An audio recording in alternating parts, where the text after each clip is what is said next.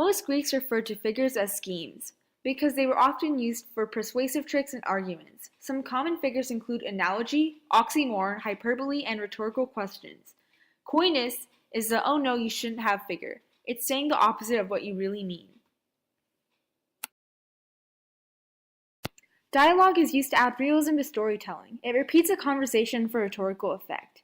For example, Joey: "So you let Robin take in your favorite cat?"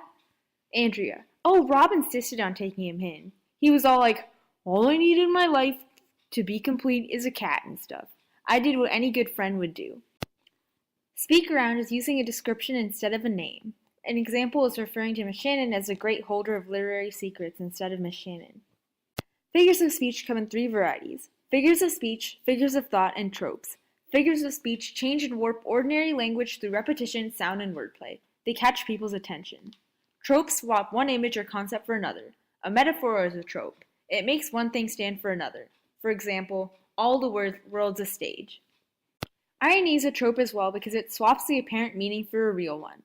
A synecdoche swaps the thing for a collection of things. For example, the word sails is often used to refer to a whole ship. Figures of thoughts are the styles that rhetoric can take, the way that an argument is approached. Metonymy swaps the part for the whole. One famous example of metonymy is the saying, "The pen is mightier than the sword," which originally came from Edward Bulwer's play. This sentence has two examples of metonymy. The pen stands in for the written word, and the sword stands in for military aggression and force. In short, figures of speech switch words around, figures of thought use argument mini tactics, and tropes make a word stand for something different from its usual meaning. Anaphora, or repeated first words, gives continuity and flow to oral speech. Multiple yoking is a play-by-play description of something often used in sports commentary. It lets you speak fast in a logical argument to overwhelm your proponent. Idioms combine words in an inseparable way so that each word has a meaning of its own.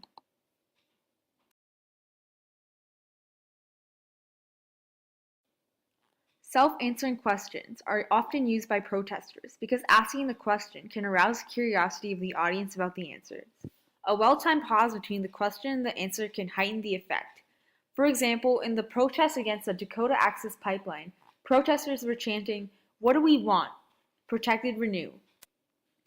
Clichés are actually a great resource, although people avoid them entirely. To make a point, one can transform clichés by adding surprise twists or by taking them literally. Most clichés are absurd sounding when you take them literally. This can throw off your opponent. Most clichés are actually metaphors and tropes in their own way. Created using Powtoon.